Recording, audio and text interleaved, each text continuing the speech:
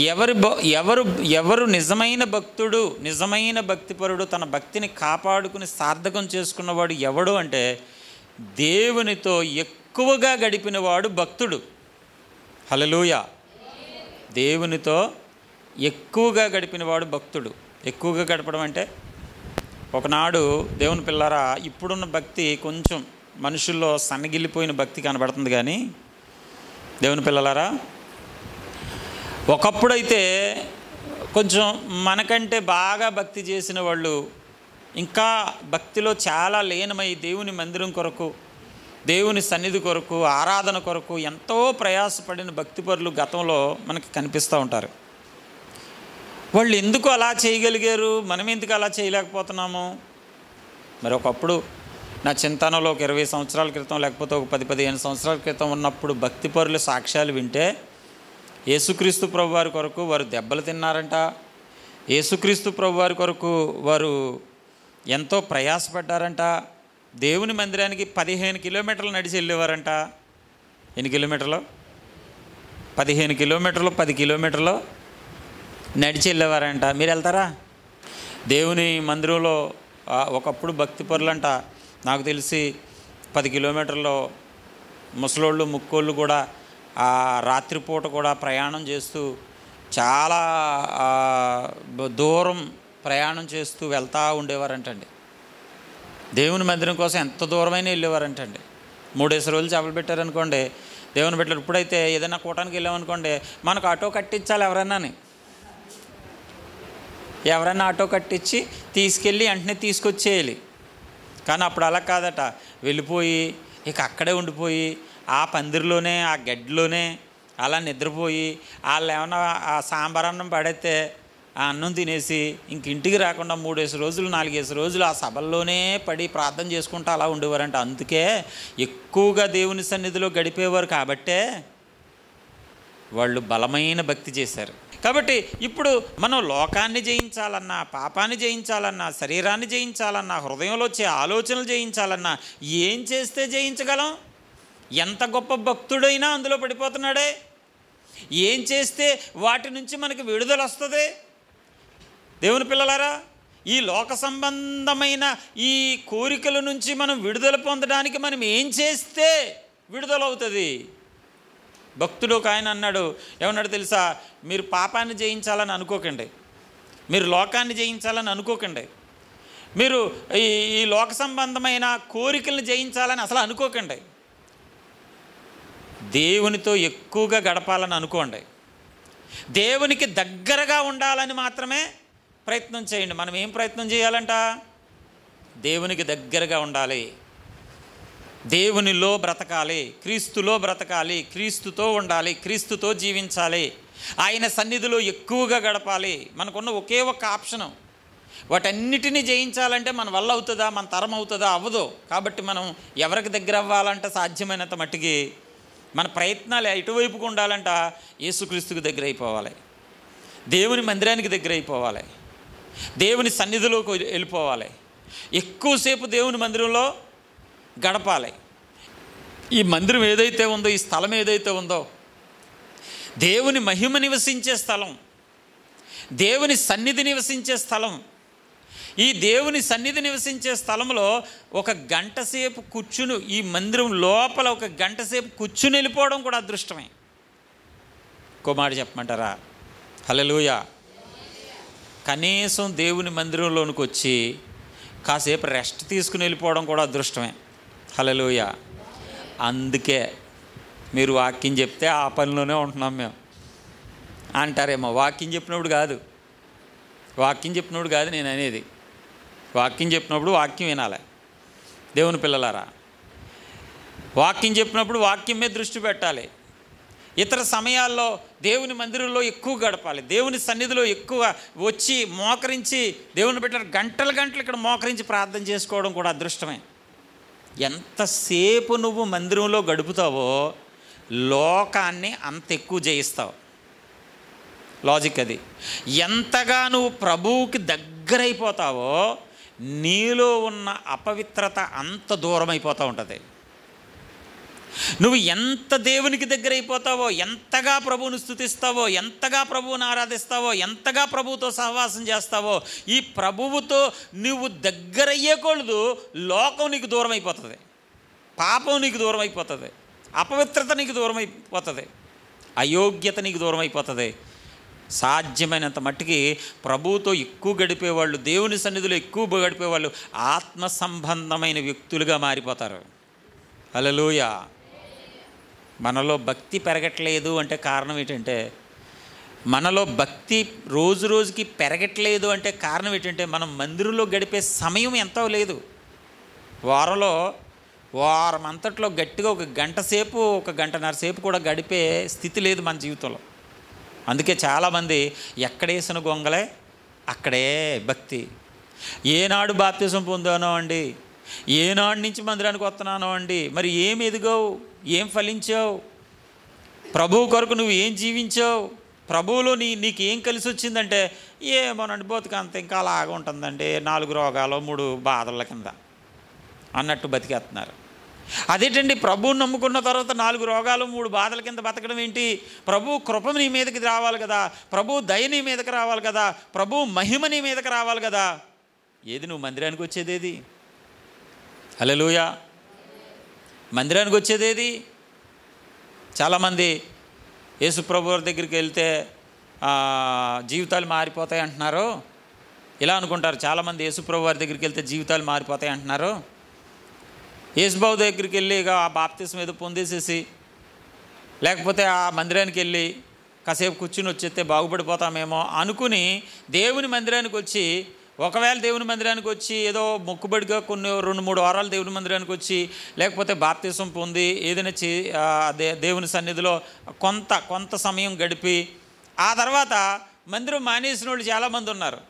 చాలామంది అనుకోవచ్చు బయట ఉన్నవాళ్ళు, మరి వీళ్ళు యేసుబాబు గుడికి వెళ్ళారు కదా, వీళ్ళ బతుకులు ఎందుకు మారలేదు, వీళ్ళు యేసుబాబు మందిరానికి వెళ్ళారు కదా, వీళ్ళ జీవితాలు ఎందుకు మారలేదు, అసలు వాళ్ళు గడిపింది ఏది మందిరంలో? హల్లెలూయా. ప్రభు సన్నిధికి రావడం అంటే, ప్రభువులో ఉండడం అంటే ఎక్కువగా ప్రభువుతో సహవాసం చేయడం. లోకంతో చేసే సహవాసం కంటే ఎక్కువ సహవాసం ప్రభువుతో చేయాలి. నువ్వు లోకంతో చేసే సహవాసం కంటే ఎక్కువగా ప్రభు సన్నిధిలో గడపడానికి ఇష్టపడాలి. చాలామంది ఇక్కడ కూర్చున్న వాళ్ళలో ఒక్క ఆదివారం మాత్రమే మందిరానికి వస్తారు. శుక్రవారం ప్రార్థన పెడితే మేము రామండి అంటారు, బుధవారం ప్రార్థన పెడితే మేము రామండి అంటారు, ఏదైనా గృహం దగ్గర ప్రార్థన పెడితే మాకు కుదరదండి, మేము సీఎంలమండి, మేము పెద్ద గవర్నమెంట్ జాబులండి మాకు కుదరదండి అంటారు. గవర్నమెంట్ జాబులు ఉన్న వాళ్ళు కూడా మందిరానికి వెళ్తున్నారు, కూటాలకు వెళ్తున్నారు, అన్నింటికి వెళ్తున్నారు. కానీ మనలో చాలామందికి అస్సలు కుదరదంట. పాపం కుదరకపోతే ఎవరికి నష్టం? ప్రభువుకి నష్టమా? ఇక్కడ నిలబడి మాట్లాడే నాకు నష్టమా? నీ ఆత్మీయ జీవితమే ఎదగదు, నువ్వే ఆత్మీయ జీవితంలో ఫలించలేవు, అభివృద్ధి చెందలేవు. ప్రభు ఇచ్చే వాగ్దానాలన్నీ నీ జీవితంలో నెరవేరాలంటే నువ్వు ప్రభు సన్నిధిలో ఎక్కువ గడపాలి. ఎవరు అదృష్టవంతులు, ఎవరు ధన్యులు? ఆయన సన్నిధిలో, ఆయన మందిరములో నివసించువారు ధన్యులు. హల్లెలూయా. ఆయన మందిరంలో నివసించువారు ధన్యులు. అలా నివసించారు కాబట్టి చాలామంది భక్తిపరులుగా జీవించారు దేవుని పిల్లలారా. ఇంకా మనం గమనించినట్లయితే దేవుని పిల్లలారా, ఇంకా అనేకమైన విషయాలు ఇక్కడ ఈ 84వ కీర్తనలో మనం ఇంకా మరికొన్ని విషయాలు మనం గమనిస్తే అక్కడ కొన్ని విషయాలు రాయబడి ఉంటాయి. చూడండి, నీ వలన బలమునందు మనుషులు ధన్యులు, యాత్ర చేయు మార్గములు వారికి అతి ప్రియములు. నీ వలన బలమునందు మనుషులు. ఇప్పుడు పైన చూడండి, నీ మందిరమందు నివసించేవారు ధన్యులు, వారు నిత్యము నిన్ను స్తుతించెదరు. నా మాట వినబడుతుందా అందరికీ? వింటున్నామన్న వాళ్ళు దేవునికి స్తోత్రం చెప్పండి, 2 చేతులు పైకెత్తి. హల్లెలూయా. ఫస్ట్, నీ మందిరమందు నివసించేవారు ధన్యులు, వారు నిత్యము. ఎన్నాళ్ళు స్తుతిస్తారంట ప్రభువుని? ఎన్నాళ్ళు స్తుతిస్తారు? నిత్యము స్తుతించడం ఏంటి? మనం నిత్యము స్తుతించడం అంటే అందరూ నిత్యము స్తుతించరు. కొంతమంది అయితే ఏదో ఒక వారం అలా వచ్చి మొక్కుబడిగా జస్ట్ అలాగా 2 చప్పట్లు కొట్టిపోతూ ఉంటారు. ఎందుకంటే వాళ్ళు మందిరంలో ఉన్న గొప్పతనం ఏంటి అనేది వాళ్ళకి అర్థం కాలే. మందిరంలో ఎక్కువ లేరు, మందిరంలో ఎక్కువగా జీవించేవాళ్ళు, మందిరంలో ఎక్కువ నివసించేవాళ్ళు ఎప్పటికీ స్తుతిస్తారంట. అంటే అర్థం ఏంటంటే, దీని అర్థం ఏంటంటే భక్తి జీవితంలోంచి వీళ్ళు పడిపోరు అసలు. ఎక్కువగా మందిరంలో నివసించేవాళ్ళు. హల్లెలూయా. దేవుని పిల్లరా, నేను మళ్ళా చెప్తున్నాను, ఇంకో కోణంలో కూడా చెప్తున్నాను. మీరు ఎంత పెద్ద ప్రార్థనా పరులు అనేది పక్కన పెట్టండి, మీరెంత పాటగాళ్ళు అనేది కూడా పక్కన పెట్టండి, మీకు ఎంత వాక్యం తెలుసు అనేది కూడా పక్కన పెట్టండి. కంటిన్యూగా పెందల కడనే దేవుని మందిరానికి వచ్చి భక్తిపూర్వకంగా అక్కడ కూర్చుని దేవుని వాక్యాన్ని ఎంతవరకు అర్థమవుతుంటే అంతవరకునే అర్థం చేసుకుని మందిరంలో వచ్చే పరిచర్య, మందిరంలో ఉండే ధన్యతను మీరు వినియోగించుకుంటా ప్రతి కూడికలో కూడా దేవుని మందిరంలో కొనసాగుతున్నారు అనుకోండి, మిమ్మల్ని పడగొట్టడం ఆ సాతాను తరం కాదు ఇంకా. హల్లెలూయా. నాకు చిన్నప్పుడు స్కూల్కి వెళ్ళినప్పుడు పెద్ద చదువు బాగా వచ్చేది కాదు, ఉన్నట్టు ఒప్పుకుంటున్నాను. హల్లెలూయా. ఆ విషయంలో మా పిల్లలు చాలా బెటరు నాకంటే. పెద్ద బాగా వచ్చేది కాదు, అంతా వానాకాలం చదువు అంటారు కదా, అలాంటి చదువు అనమాట అండి. హల్లెలూయా. 100కి 15 మార్కులు 20 మార్కులు అలా కొట్టేవాడిని అనమాట. హల్లెలూయా. అంత గొప్ప టాలెంట్ ఉండేది ఆ రోజుల్లో నాకు. చదువు ఏం అర్థమయ్యేది కాదు, ఆ టీచర్లు ఏం పాఠం చెప్తున్నారు ఏంటో, మనదంతా వెనకాల పెంచి. హల్లెలూయా. ఏం అడగరు కదా అని చెప్పేసి వెనకాల పెంచి ఎవరైనా ఏమైనా అడుగుతుంటే వాళ్ళ చాటుని అలా దోకోవడమే. పొరపాటును కనుక టీచర్ కనుక ఒరే ఆడి కిందకి లెగమని అంటే లెగిసి అలా నుంచోవడమే తప్ప ఏం అడిగినా మౌనమే. అడిగి ఇంత పొడుగు బెత్తం ఉండేది, దాన్ని అట్టుకొచ్చి ఈ పంట 2 కొట్టేసేసి వెళ్ళిపోయినా సరే అలా నిలబడి ఉండడమే. దేవునికి స్తోత్రం. కూర్చో, ఎందుకు వస్తారో వెళ్దాం అని చెప్పేసి వెళ్ళిపోవడం తప్ప ఇంకోటి ఏంది వెళ్దాం. అలాంటి పూర్ స్టూడెంట్ని అనమాట నేను స్కూల్లో. దేవునికి స్తోత్రం. హల్లెలూయా. ఏమి అంటే అది మరి ఎందుకు అలాగా దేవుడి అలా పెట్టాడో నాకు తెలియదు, కానీ అంత జ్ఞానం లేదు, అన్ని తెలివితేటలు లేవు, అంత చదువు అసలు ఏమీ వచ్చేది కాదు. కానీ స్కూల్కి మాత్రం రోజు వెళ్ళిపోయేవాడిని. 1వ తరగతి నుంచి 8వ తరగతి దాకా సాధ్యమైతే ఇన్ని సంవత్సరాల్లో ఒక 4-5 సెలవులు ఉంటాయేమో అంతే. కంటిన్యూ సంచేసుకుని వెళ్ళిపోవడమే. దేవునికి స్తోత్రం. అదేదో పిండి సంచులుండి ఆ సంచులు కుట్టించేసి అందులో 4 పుస్తకాలు ఎట్టేసేసి పంపేసేవారు.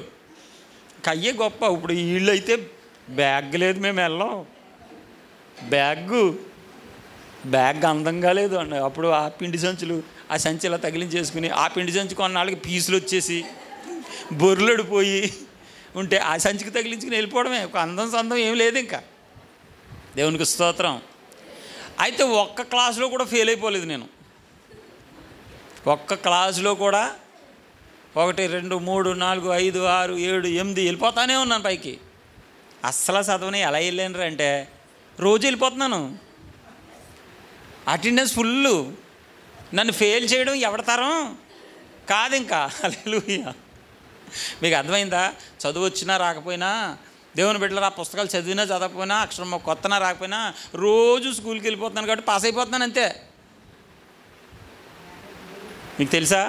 పాస్ అయిపోతారు, అటెండెన్స్ ఉంటే పాస్ అయిపోతారు, అలా వెళ్ళిపోతారు, పైకి ఎలా వెళ్ళిపోతారు. ఒక్కసారి కూడా ఫెయిల్ అయిపోవడం నేను ఎరగను. బాగా చదివి వాళ్ళు కూడా ఫెయిల్ అయిపోయేవారు. ఎందుకంటే నెల మానేసి. నేను మానలేదు. అదే చెప్తున్నాను, దేవుని మందిరంలో మీరు పెద్ద భక్తులైనా భక్తులు కాకపోయినా, ప్రార్థనా పరులు కాకపోయినా, దేవుని బిడ్డలరా పాటగాళ్ళు కాకపోయినా, దేవుని బిడ్డల వాక్యంలో మర్మాలన్నీ తెలిసినోళ్ళైనా తెలియకపోయినా కంటిన్యూగా పెందల కాడ మందిరానికి వచ్చేసేయండి. ఆయన మందిరంలో నివాసం చేయండి. దేవుడు మిమ్మల్ని పరలోకం దాకా పాస్ చేస్తాడు. హల్లెలూయా. అదృష్టం. హల్లెలూయా. అప్పుడు అక్షరం ముక్కరాలైన వాడిని దేవుడు పిలుచుకున్నాడు, దేవుడు ఏర్పాటు చేసుకున్నాడు. దేవుని బిడ్డలు తన గ్రంథాన్ని నా చేతిలో పెట్టాడు. ఈ రోజున చదువుకున్న వాళ్ళకి సైతం, ఉద్యోగస్తులకి సైతం, గొప్ప వాళ్ళకి సైతం దేవుని బిడ్డల వాళ్ళకి బోధించే కెపాసిటీని దేవుడు నాకు ఇచ్చాడు. ఒక వాక్యం గుర్తొస్తూ ఉంటుంది నాకు. ఏమిటంటే, జ్ఞానులను సిగ్గుపరచడానికి ఈ లోకంలో ఉన్న వెర్రి వాళ్ళని నేను ఎన్నుకున్నానన్న మాట నేనే, అది నేనే. హల్లెలూయా. ఎవరిని సిగ్గుపరచడానికి? జ్ఞానులు సిగ్గుపరచడానికి, మహామేధావులు సిగ్గుపరచడానికి, తెలివైన వాళ్ళని సిగ్గుపరచడానికి. దేవుని పిల్లలారా, ఈ లోకములో ఉన్న ఎలాంటి ఉండంట? వెర్రి వాళ్ళను నేను ఎన్నుకున్నాను అన్నాడు.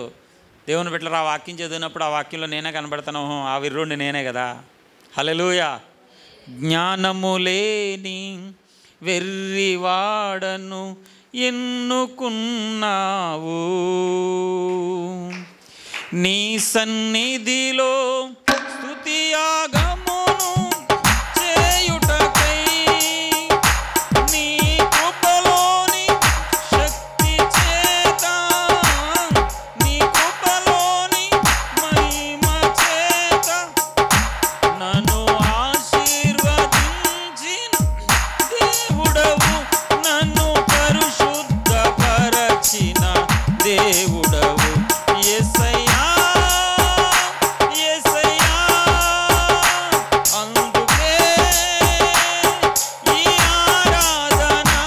యేసయ్యా, యేసయ్యా, అందుకే ఈ ఆరాధన.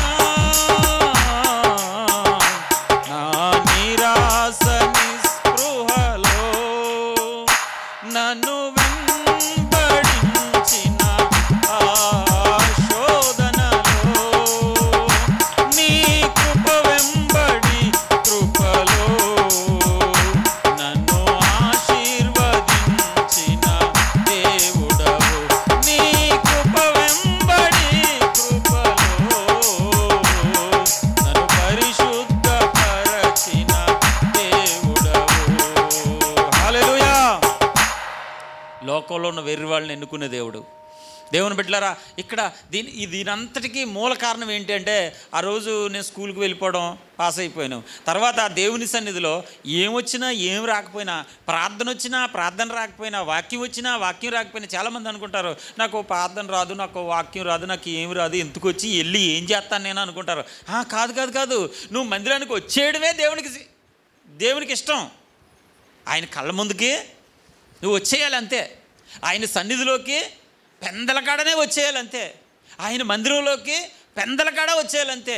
అలా వచ్చేసి ప్రభు సన్నిధిలో నీకు తెలిసిందేదో నువ్వు భక్తి చేస్తూ, చప్పట్లు కొడుతూ, ఆరాధన చేస్తూ, నీకు చేతనైన భక్తి చేస్తే, దేవుని బిడ్డలారా, నువ్వు భక్తులు ఎంత గొప్పదానువో చూసే దేవుడు కాదు, నీ మనసులో ఆయనంటే ఎంత ఇష్టముందో అది మాత్రమే చూస్తాడు.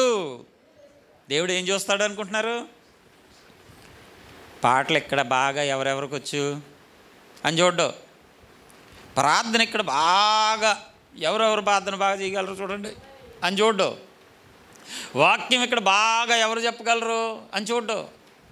ఇక్కడ భక్తిలో చాలా గొప్పోళ్ళు ఎవరున్నారు అని చూడ్డు. నేనంటే ఇక్కడ ఉన్న వాళ్ళకి ఎంతమందికి ఇష్టం అదొకటి చూస్తాడు. హల్లెలూయా. నా మందిరం అంటే ఇక్కడ ఉన్న వాళ్ళకి ఎంతమందికి ఇష్టం, నువ్వు ఇష్టపడితే చాలంతే. హల్లెలూయా. ఇష్టపడతా వస్తున్నారా, కష్టపడతా వస్తున్నారా? ఇష్టంతో వస్తున్నారా, కష్టంతో వస్తున్నారా? ఏం చేస్తామండి పాడరు గారు, మరి ఈ ఎండాకాలం అన్నా తప్పట్లేదు, ఉసూరుమంట రావాల్సి వస్తుంది. అలాగా ఏం చేస్తాం? ఇవాళ తెలియక ఉప్పేసుకున్నాం అలాగా అంట అవుతున్నారా? హృదయంతరంగాలు ఎరిగిన దేవుడంట. నువ్వు ఇష్టంతో రా, దేవుడు నిన్ను ఆశీర్వదిస్తాడు. ఎవరో బలవంతం చేసి ముక్కుకు తోడుగట్టి రావయ్యా రావమ్మ అని బలవంతం చేసి, ఈ రోజు రాలేనమ్మా ఎండ ఎక్కువ కాసేస్తుంది బాబోయ్, చెమటెట్టేస్తుంది అని చెప్పేసి వెళ్ళాలమ్మ మందిరానికి బలవంతం చేసి దేవుని మందిరానికి తీసుకొస్తే దానివల్ల నీకు ఫలితం ఏముండదు. ఇష్టంతో మందిరానికి రావాలి, ఆసక్తితో మందిరానికి రావాలి. ఆయన మందిరం కోసం నీ మనసు తపన పడిపోవాలి. అక్కడ కోరాహు కుమారులు తపన పడిపోయారు. ఆయన మందిరం ఎప్పుడు చూస్తాం, ఆయన మందిరంలోకి ఎప్పుడు వెళ్తాం, ఆనందంతో కేకలేసేసిందంట వాళ్ళ శరీరం. నా మందిరం, నా దేవుని మందిరం, నా దేవుని సన్నిధి, నా ఇల్లు, నా దేవుని ఇల్లు, నా దేవుని మందిరం, నేను ఎప్పుడెప్పుడు వెళ్ళిపోతాను. హల్లెలూయా, హల్లెలూయా. కొంతమందికి ఇష్టం ఉంటుంది, ఇంకా మందిరం తలుపు తీయక ముందే వచ్చి మెట్టు మీద కూర్చుంటారు. హల్లెలూయా. ఇంకా తీయలేదు, ఇంకా ఆసక్తి ఉంది కాబట్టి. హల్లెలూయా. కొంతమంది సావకాశంగా మొత్తం వంట అంతా చేసుకుని తినేసేసి గిన్నెలన్నీ కడుక్కుని కొన్ని బట్టలు కూడా ఉతికేసుకుని అవి ఆరేసేసుకుని అవి ఎండిపోయిన తర్వాత తీసి చక్కబెట్టేసుకుని మడతెట్టేసుకుని పెట్లెట్టేసుకుని అందరూ వెళ్ళిపోయినట్టుకున్నారు. 2, 3 అయిపోయిందని చెప్పి జాయిగా బయలుదేరి అలాగా లాస్ట్కి వస్తారు. మొత్తం మీద వచ్చేమన్న పేరుకి వస్తారు. హల్లెలూయా. దేవుడు మనస్సును చూస్తున్నాడు, దేవుడు ఆలోచన చూస్తున్నాడు, నీకు ఎంత ఇష్టమో చూస్తున్నాడు. అందుకే వారు నిత్యము నిన్ను స్తుతిస్తారు. ఎందుకు నిత్యము స్తుతిస్తారు? వారి భక్తిలోంచి పడిపోరు. మందిరంలో ఎక్కువగా నివసించేవారంటే భక్తిలోంచి అసలా ఒకవేళ అపవాది వాళ్ళ మీద బాణాలేసి వాళ్ళ భక్తి జీవితాన్ని నాశనం చేసి వాళ్ళని కిందకు తోసేసినా కూడా లెగిసిపోతారు వాళ్ళు. మళ్ళీ అపవాది సిగ్గుపడిపోతుంది అనమాట అండి. మందిరాన్ని ప్రేమించే వాళ్ళందరూ ధన్యులేనండి. మందిరంలో ఎక్కువగా జీవించే వాళ్ళందరూ అదృష్టవంతులేనండి. మందిరం దేవుని బిడ్డలను, దేవుని సన్నిధి, దేవుని మందిరం, నా ప్రభు అంటూ ఇష్టంతో దేవుని మందిరంలో అడుగుపెట్టే వాళ్ళను అపవాది కూడా ఏం చేయలేదండి. హల్లెలూయా. నువ్వు పెద్ద పాటగాడు కాకపోవచ్చు, వాక్యం నీకు పెద్ద తెలియకపోవచ్చు, ప్రార్థనాపరుడు నువ్వు కాకపోవచ్చు, దేవుని బిడ్డలారా ఏ విషయంలో కూడా నీకు పెద్దగా టాలెంట్ ఉండకపోవచ్చు. కానీ నీకున్న ఒకే ఒక్క టాలెంట్, దేవుడికి నచ్చిన టాలెంట్, ఆయనంటే నీకు ఇష్టం. హల్లెలూయా. ఆయనంటే నీకు ఇష్టం. అది చాలు నువ్వు పాస్ అయిపోవడానికి. అందుకే వాళ్ళంట ఇప్పటికీ దేవుని స్తుతిస్తారంట. నీ వలన బలము నొందిన మనుష్యులు ధన్యులు. ఎవరి వలన? ఎలా బలము నొందుతున్నారు? కంటిన్యూషను. వాళ్ళు మందిరంలో నివాసం చేస్తున్నారు కాబట్టి ఎవరి వలన బలం నొందుతున్నారు? వాళ్ళు ఎక్కువగా దేవుని మందిరంలో జీవించేవాళ్ళు, ఎక్కువగా దేవుని మందిరంలో నివాసం చేసేవాళ్ళు, ఎక్కువగా దేవుని మందిరంలో గడిపేవాళ్ళు, ఏ ప్రార్థన కూడా మానకుండా ఎన్ని ఆటంకాలు వచ్చినా దేవుని బిడ్డలారా వీధి కూటాలు అయితే అవనివ్వండి, మందిరంలో అయితే అవనివ్వండి, సభలు అయితే అవనివ్వండి, ఇంకోటైతే అవనివ్వండి, ఉపవాస ప్రార్థన అవ్వండి, పరిశుద్ధాత్మ కూడిక అవనివ్వండి, ఆరాధన అవనివ్వండి, ఏ కూడికైనా కంటిన్యూగా మందిరంలో నడిచేవారిని దేవుడు బలపరుస్తాడు. ఖచ్చితంగా ఏం చేస్తాడు? ఖచ్చితంగా బలపరుస్తాడు. నీ వలన బలమునందున మనుషులు. ఎవరి వలన బలమునందేవారు? దేవుని వలన బలమునందేవాళ్ళు. వాళ్ళు హల్లెలూయా. వాళ్ళు దేవుని వలన బలమునందుతున్నారు. వాళ్ళు ధన్యులే. ఎందుకంటే అది ఈ లోక సంబంధమైన బలం కాదు. అది లోక సంబంధమైన బలం అయితే ఉంటుంది, ఊడిపోతుంది. కానీ దేవుని వలన బలం నొందితే ఆ బలం ఎప్పటికీ కూడా ఉండిపోతుంది. ఇంక కిందకు వస్తే యాత్ర చేయు మార్గములు వారికి అతి ప్రియములు. ఏటవి? యాత్ర చేయి మార్గాలేటి? యాత్ర చేయి మార్గాలేటండి? హల్లెలూయా. యాత్ర చేయి మార్గాలంటే అర్థం ఏంటి? దేవుని పిల్లలారా, ప్రయాణం చేసేవారు. యాత్ర అంటే అర్థం ఏంటి? ఎక్కడి నుంచి ఎక్కడికి ప్రయాణం చేసేవారు? దేవుని బిడ్డలారా, ఐగుప్తు నుంచి కనానుకు ప్రయాణం చేస్తున్నారు. ఈ ఐగుప్తు నుంచి కనానుకు ప్రయాణం చేసేవాళ్ళు ఈ ఐగుప్తులో బయలుదేరి కనాను వరకు కంటిన్యూగా ప్రయాణం చేస్తూనే ఉండాలి. ఆగిపోవాలా? సాగిపోవాలా? సాగిపోతూనే ఉండాలి. ఆగిపోయేవాడు భక్తుడు కాదు. ఈ మందిరంలో ఎక్కువగా నివాసం చేసే వాళ్ళ యొక్క యాత్ర అంటే వీళ్ళ ప్రయాణం ఆగిపోదు. దేవుని బిడ్డలారా యాత్ర చేస్తూనే ఉంటారు వీళ్ళు. దేవుని బిడ్డలారా ఎర్ర సముద్రం అనుభవం వీళ్ళకి తెలుస్తుంది, సీనాయి అనుభవం వీళ్ళకి తెలుస్తుంది, మారా అనుభవం వీళ్ళకి తెలుస్తుంది, దేవుని బిడ్డలారా యోర్దాను అనుభవం వీళ్ళకి తెలుస్తుంది. ఈ అనుభవాలన్నీ వీరి జీవితంలో ఈ యాత్రలో ఎదుర్కొంటూనే ఉంటారు వీళ్ళు. ఎర్ర సముద్రం విజయం, సేనాయి అనుభవం, దేవుని వాక్యం, దేవుని బిడ్డలారా మారా అనుభవం, చేదైన జీవితం, కొన్ని కష్టాలు, యోర్దాను అనుభవం, దేవుని బిడ్డలారా వాగ్దానంలోనికి ప్రవేశించడం. ఇలా ఒక్కొక్క అనుభవాన్ని చూస్తూ ముందుకు వెళ్ళిపోతూనే ఉంటారు వీళ్ళు. వీళ్ళది ఆగిపోయే భక్తి కాదు. ఎవరిదే? దేవుని మందిరంలో నివాసం చేసేవాళ్ళు భక్తి ఆగిపోదు. వీళ్ళు ఎప్పుడు స్తుతిస్తారు, వీళ్ళు యాత్ర కొనసాగిస్తూనే ఉంటారు. వాళ్ళ గురించి మరొక ప్రత్యేకమైన అనుభవం చెప్పాడు ఇక్కడ 6వ వచనంలో. వారు బాకాలోయలో బడి వెళ్ళుచు దానిని జలమయముగా చేయుదురు. వారు బాకాలోయలో బడి వెళ్ళుచు, ఏ లోయలోనంట? బాకాలోయలో. వీళ్ళు ఎవరో? వారు అంటే ఎవరాళ్ళు? మందిరమందు అర్థమవుతుందన్నమాట. వారు అంటే ఎవరు ఇక్కడ? ఎక్కువగా మందిరంలో నివాసం చేసేవాళ్ళు. వాళ్ళు బాకాలోయలో బడి వెళ్తారట, దానిని జలమయంగా చేస్తారంట. బాకాలోయ అంటే అర్థం ఏంటి అంటే కన్నీటి లోయ. బాకాలోయ అంటే అర్థం ఏంటంటే కన్నీటి లోయ. కన్నీటి అనుభవాన్ని కలిగి ఉండేవారు. ఈ మందిరం మంది ఎక్కువ నివసించేవారు ఏ అనుభవం కలిగి ఉంటారంట? కన్నీటి అనుభవం కలిగి ఉంటారంట. దేవుని మందిరానికి వచ్చే వాళ్ళకి ఏ అనుభవం ఉండాలి అంటే కన్నీటి అనుభవం ఉండాలి కంపల్సరీ. ఎందుకు కన్నీటి అనుభవం ఉండాలి? ఓ మాట చెప్తాను దేవుని పిల్లలారా. బైబిల్ అంటే కిట్టని, బైబిల్ అంటే అసలు పడని ఒక వ్యక్తి ఇలా అంటున్నాడు. ఏమంటున్నాడంటే, దేవుని బిడ్డలారా, ఒక లేడీ అనమాట అండి. ఏమంటున్నారు అంటే, చర్చికి వెళ్ళాలంటే ఏడడానికి వెళ్ళాలి. హల్లెలూయా. ఎందుకు వెళ్ళాలంట? చర్చికి వెళ్ళాలంటే ఎందుకు వెళ్ళాలి? ఏడవడానికి వెళ్ళాలి. చర్చికి వెళ్ళిన వాళ్ళు చూడండి, ఏడుతూనే ఉంటారు. ఏం చేస్తారంటే చర్చికి వెళ్ళిన వాళ్ళు ఏడుతూనే ఉంటారు.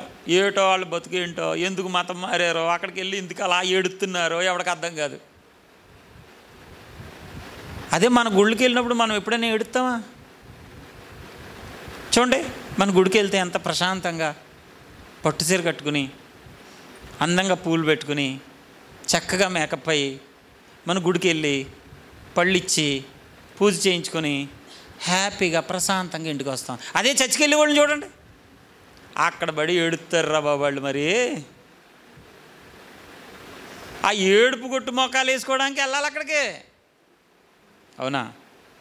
హల్లెలూయా. నిజమే. ఒక రకంగా చెప్పాలంటే ఏ గుడికి వెళ్ళేవాళ్ళు ఏ గుళ్ళోని ఏడడం నేను చూడలే. హల్లెలూయా. నేను చూడలే. దేవుని పిల్లలు ఏ గుడికి, ఇప్పుడు హిందూ దేవాలయాలకు వెళ్ళిన వాళ్ళు ఆ గుళ్ళోకి వెళ్ళి ఏడడం నేను ఎప్పుడు చూడలే. ముస్లిం దేవాలయానికి వెళ్ళిన వాళ్ళు అక్కడ ఏడవడం నేను చూడలే. బౌద్ధ, సిక్కు, పారసిక, ఇక యూదా మతంలో ఏడ్చేవాళ్ళు ఉన్నారనుకోండి, అది వేరు. అన్నది ఉన్నారు కదా. దేవుని బిడ్డలారా, ఈ ఏ మతంలో కూడా ప్రపంచంలో ఏ గుడికి వెళ్ళిన వాళ్ళు ఏడడం నేను చూడలేదు. చర్చికి వెళ్ళిన వాళ్ళు మాత్రం ఏడడం చూశాను నేను కూడా. హల్లెలూయా. అంటే ఇప్పుడు ఏడవడం మంచిదా చెడ్డదా? దేవుని మందిరానికి వచ్చి ఎందుకు ఏడుస్తారు? దేవునికి స్తోత్రం. అసలు దేవుని మందిరానికి వచ్చి ఎందుకు ఏడుస్తారు? దేవుని వాక్యంలో ఒక మాట ఉంటుంది, సరిగ్గా వినండి. ఈ మాట ఎవరైనా మిమ్మల్ని అడగచ్చు, మీరు చెప్పాలి అంటే, మీకు తెలియాలి అంటే, దేవుని పిల్లరా మీరు చెప్పాలి కదా, వినాలి కదా. దేవునికి స్తోత్రం. హల్లెలూయా, హల్లెలూయా, హల్లెలూయా. చూడరు ఎందుకు కరెంట్ పోయిందా? పోలేదు కదా, ఒకసారి చూడు. హల్లెలూయా. దేవుని బిడ్డలారా, ఎందుకు ఏడుస్తారు అసలు? దేవుని వాక్యంలో ఒక మాట ఉంది. ఏంటి ఆ మాట అంటే,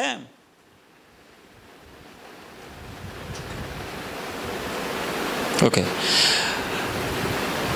వారు కన్నీళ్లతో విత్తుచు సంతోషగానముతో పంట కోసారు. కన్నీళ్లతో విత్తేవాడు సంతోషగానంతో పంట కోస్తాడంట.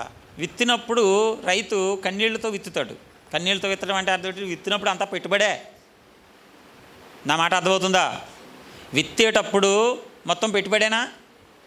దమ్ము చేయించాలంటే డబ్బులు కావాలి, చదువు చేయించాలంటే డబ్బులు కావాలి, మందు కొట్టాలంటే డబ్బులు కావాలి, విత్తనాలు కొనాలంటే డబ్బులు కావాలి, కూలి పని మనుషులను పెట్టాలంటే డబ్బులు కావాలి, చుట్టూరు శుభ్రం చేయాలంటే డబ్బులు కావాలి. మొత్తం అంతా పెట్టుబడే.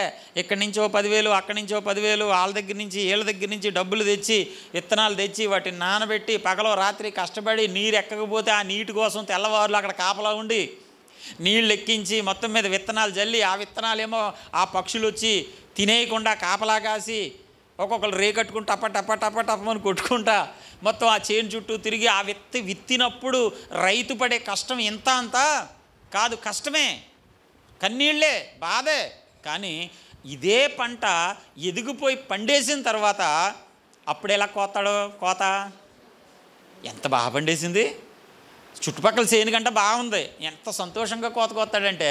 అందుకే చెప్పాడు, కన్నీళ్లతో విత్తువాడు సంతోషగానముతో పంట కోయును. అంటే ఈ కన్నీళ్లతో విత్తడం వ్యర్థమేనా? కన్నీళ్లతో విత్తడం తప్పు అనా?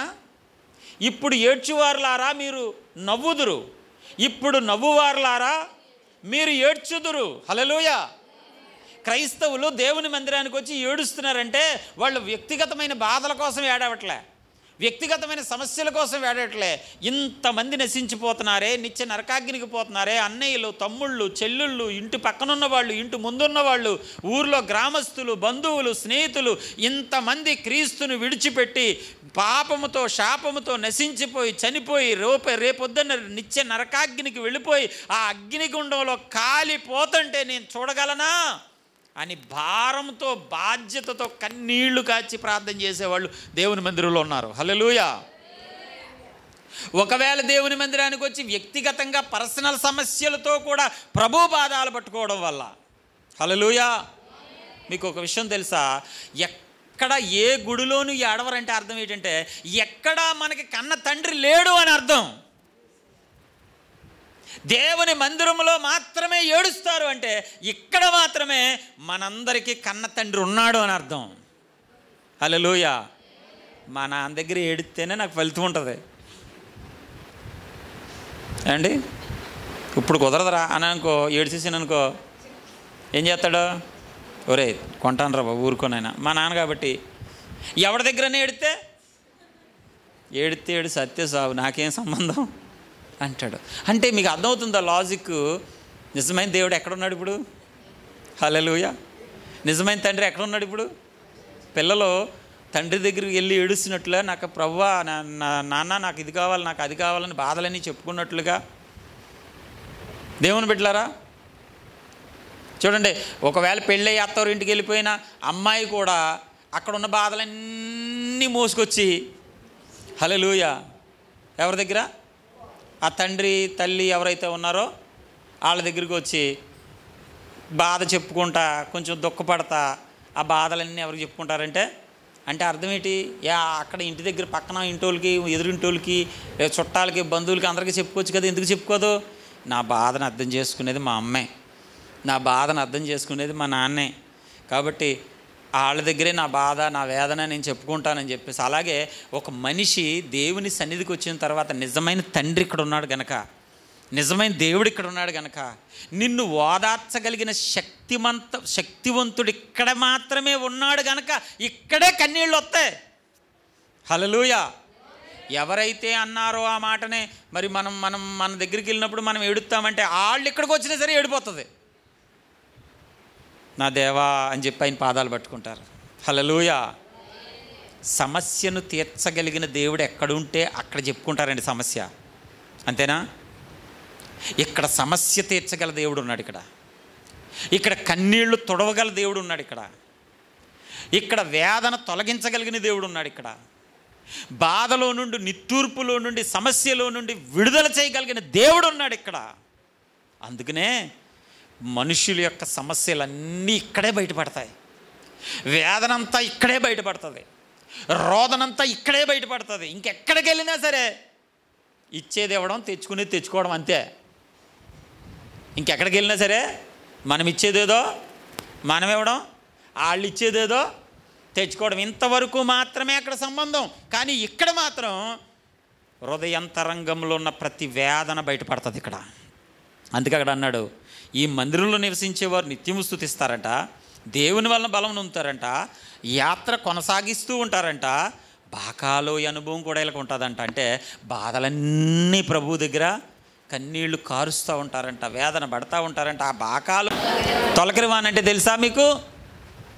తొలకరివాన్ అంటే తెలుసా? మండే ఎండాకాలం మొత్తం భూమి అంతా ఎండిపోద్ది. ఎంత దారుణంగా భూమి ఎండిపోద్ది అంటే, దేవుని బిడ్డలారా, పొలాల్లో తిరిగాను కాబట్టి నాకు తెలుసు, మీకు కూడా తెలిసే ఉంటుంది. పెద్ద పెద్ద పెద్ద పెద్ద నెరలు పడిపోతాయి, కాళ్ళు కూడా అందులోకి వెళ్ళిపోయి దూరిపోయి అంత నెరలో పడిపోతాయి. సుమారు మూడు నెలల పాటు భూమి ఎండి ఎండి ఎండి ఎండి ఎండి దేవుని పిల్లలారా, ఒక్క నీటి చుక్క లేని పరిస్థితుల్లో సడన్గా అప్పుడు దాకా భయంకరమైన ఎండతో మాడిపోయి మనుషులు ఒక్క వర్షం పడితే బాగుంది బాబా, ఒక్క చినుకు పడితే బాగుంది బాబా. చూడండి, ఆ మే నెల చివరిలో అందరూ అంటారు, ఆ మే నెల చివరిలో ఏమంటారు? ఒక సినుకు అన్నా పడతలేదు బాబా. జూన్ నెల వచ్చిన తర్వాత కూడా వర్షాలు పడవు, ఒకసారి ఒక్క సినుకన్నా పడతలేదు. అందరు కళ్ళు ఎలా చూస్తాయంటే సినుకు పడితే బాగుంది. అప్పుడు సడన్గా మేఘాలు వచ్చేసి మొత్తం కమ్మేసేసి కుండపోత కింద వర్షం కురిసేస్తుంటే భూమిలో నీళ్లు పీల్చుకుంటూ ఒక్కసారిగా మొత్తం అంతా వాతావరణం అంతా అప్పుడు దాకా విపరీతమైన వేడిని అనుభవించి ఒక్కసారిగా వాతావరణం అంతా చల్లబడిపోతుంది. దాన్ని తొలకరివాన అంటారు. హల్లెలూయా.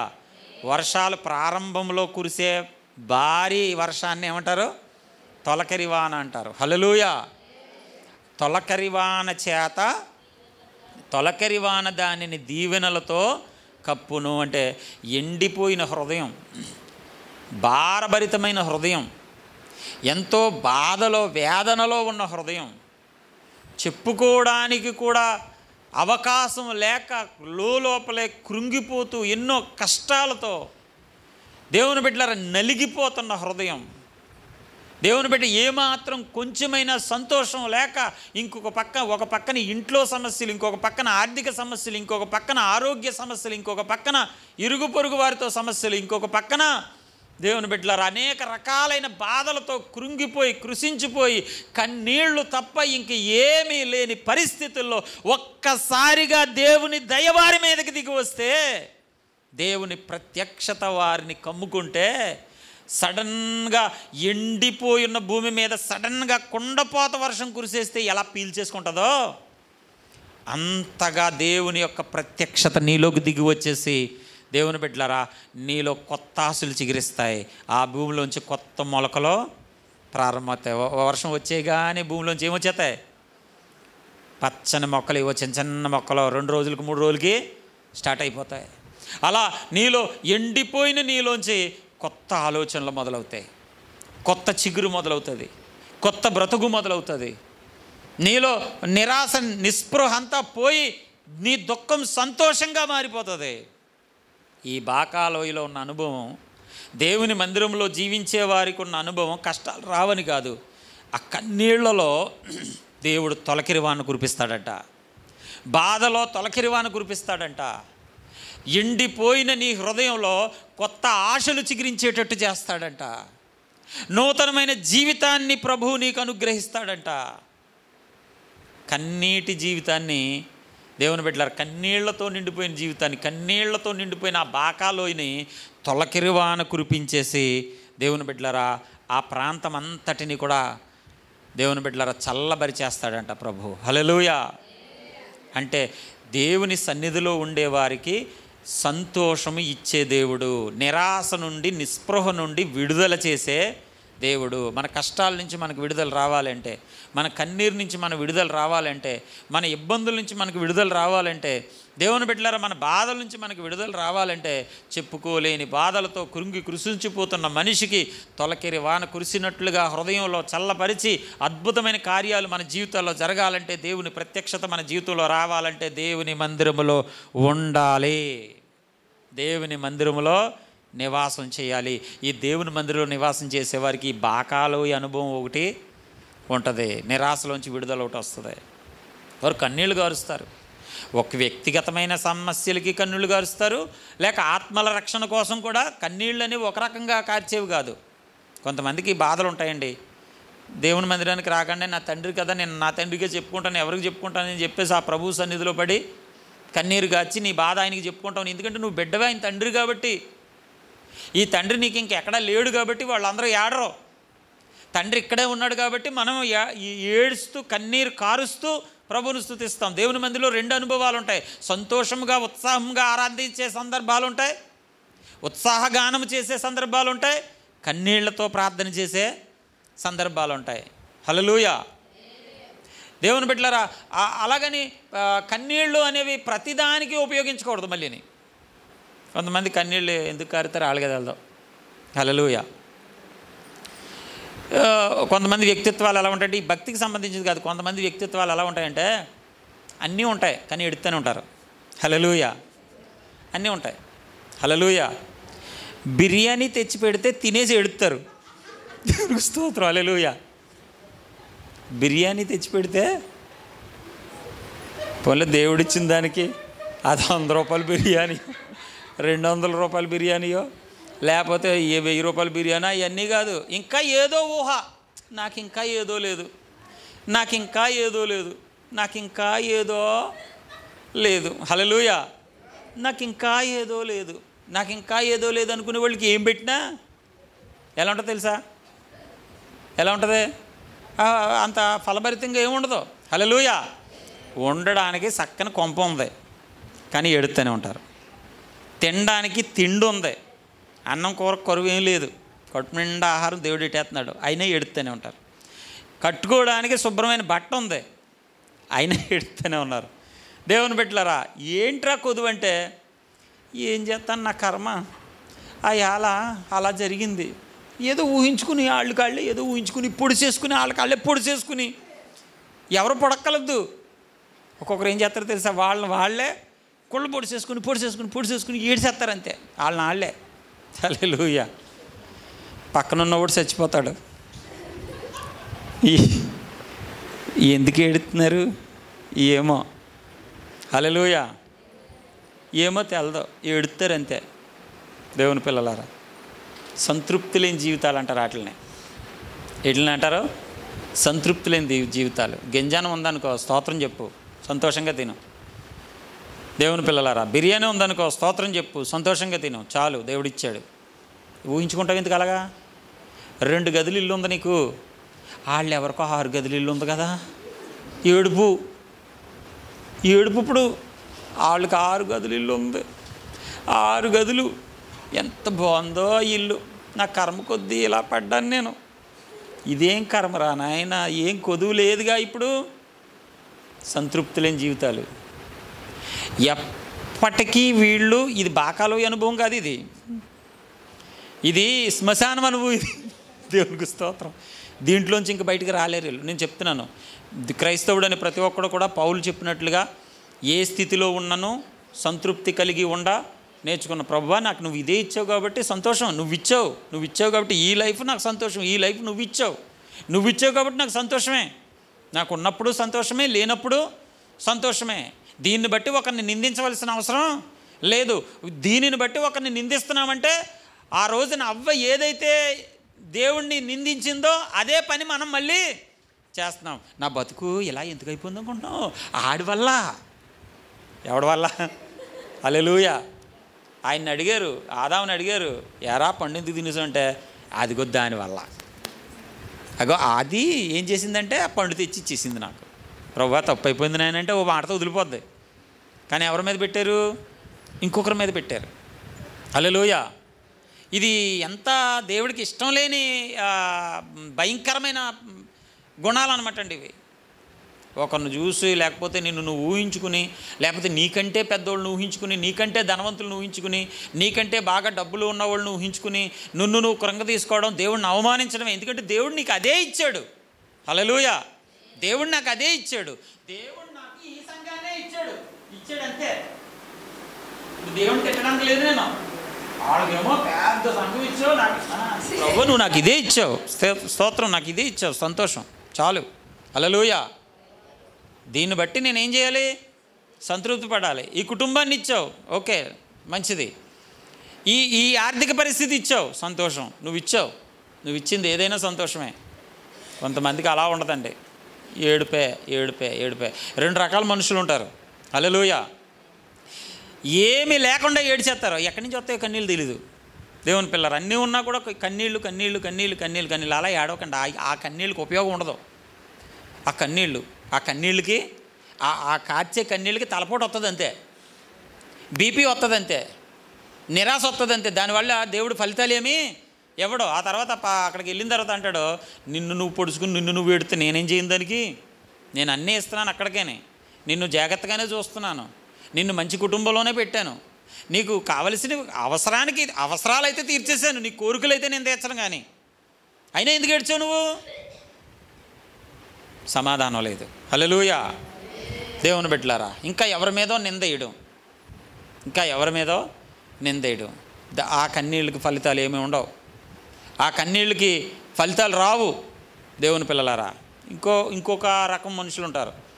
ఎన్ని కష్టాలు వచ్చినా, ఎన్ని బాధలు వచ్చినా, ఎన్ని దుఃఖాలు వచ్చినా, ఎంతమంది మీదడిపోయినా, ఎన్ని నిందలాడిపోయినా కళ్ళంట కన్నీటి సుఖ రాదా మొత్తానికి.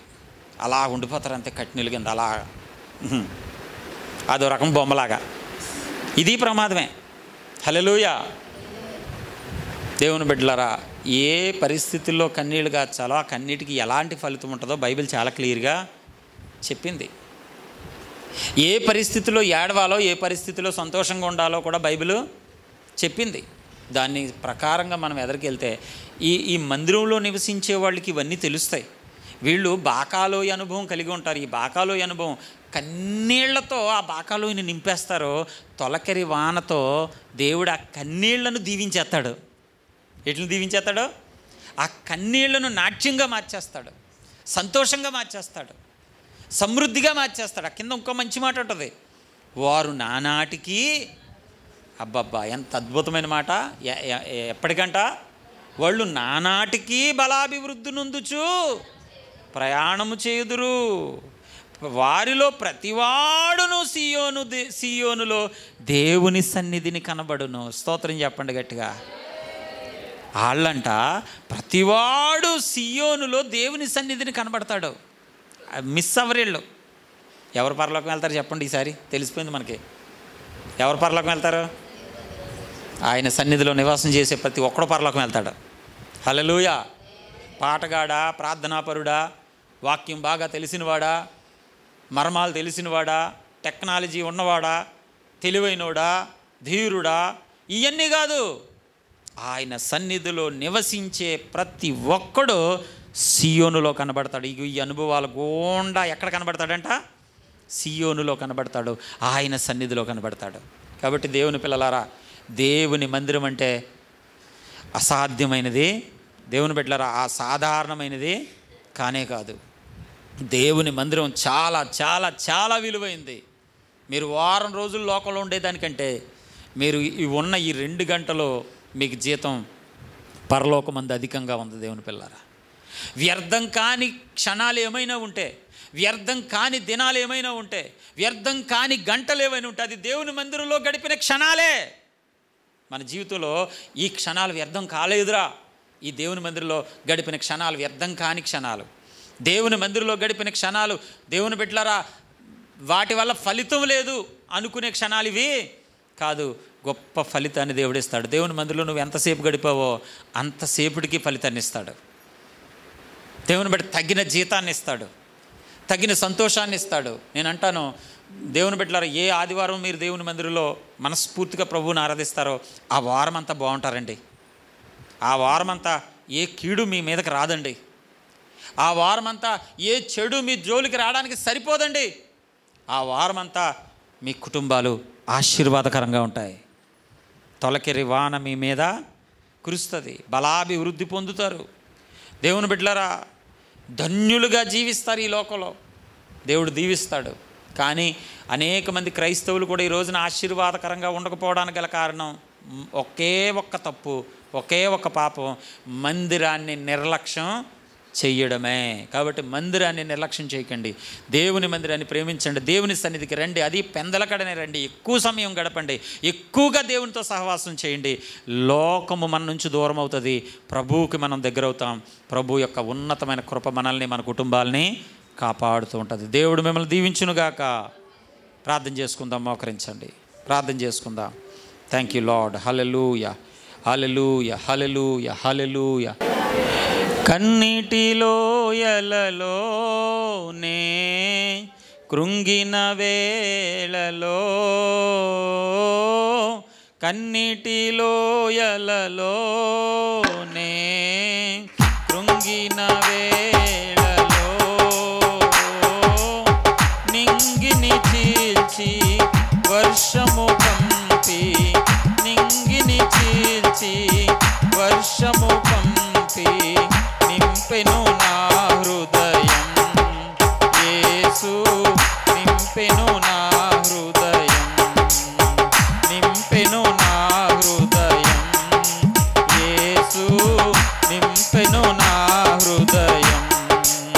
కృపలను తలంచుచు, కృపలను తలంచుచు, ఆయుష్కాలమంతా ప్రభుని కృతజ్ఞతతో స్తుతించు. ఆయుష్కాలమంతా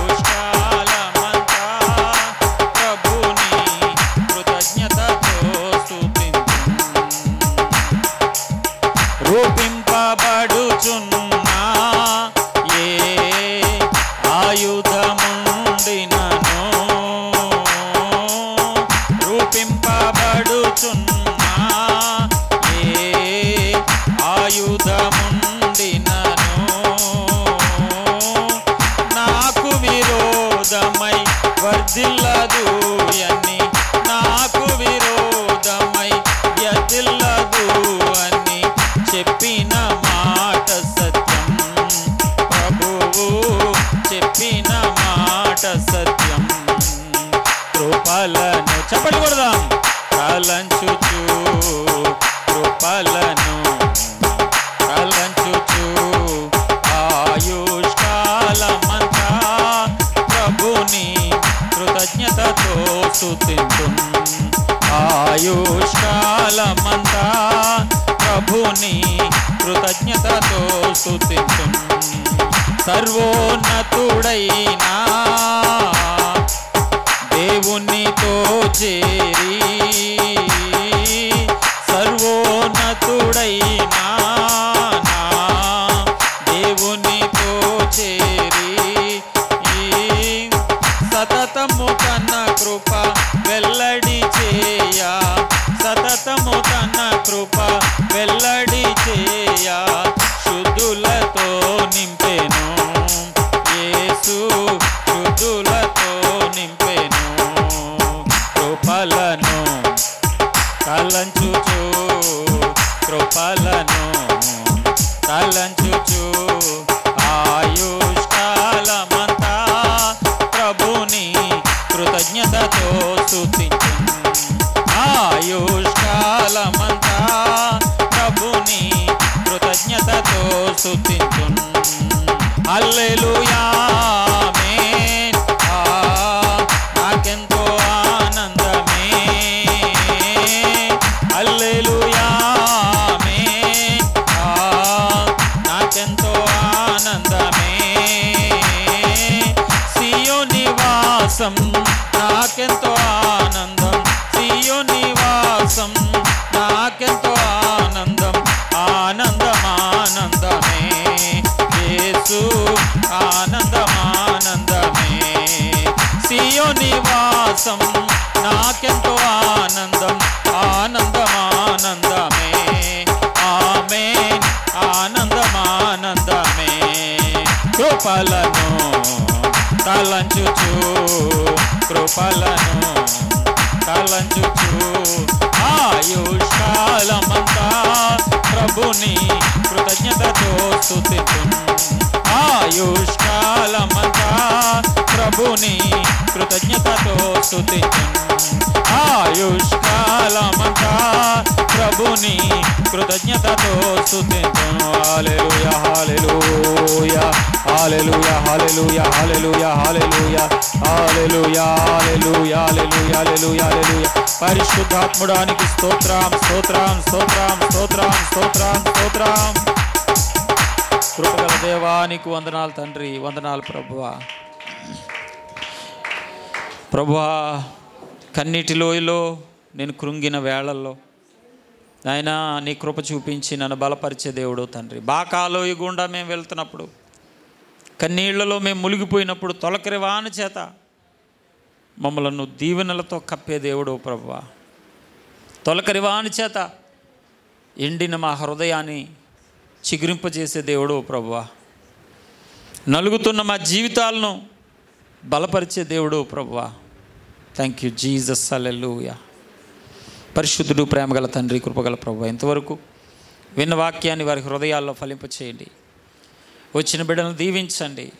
నీ వాక్యము ద్వారా ప్రతి ఒక్క హృదయాన్ని తాకి నాయన మా కన్నీళ్లు శాశ్వతం కాదని, అయ్యా మా దుఃఖం శాశ్వతం కాదని, దేవుని మందిరంలో నివసించేవారు నాయన ఇదిగో ప్రభువా ఎవరైతే ఉన్నారో వారి కన్నీళ్లను దేవుడు తుడుస్తాడని, ప్రతి బాష్ప బిందువునైన తుడిచివేసే దేవుడని, సంపూర్ణ సంతోషం ఇచ్చే దేవుడని ఈరోజు మాకు చెప్పబడిన ప్రతి మాటను బట్టి మీకు వందనాలయ్యా.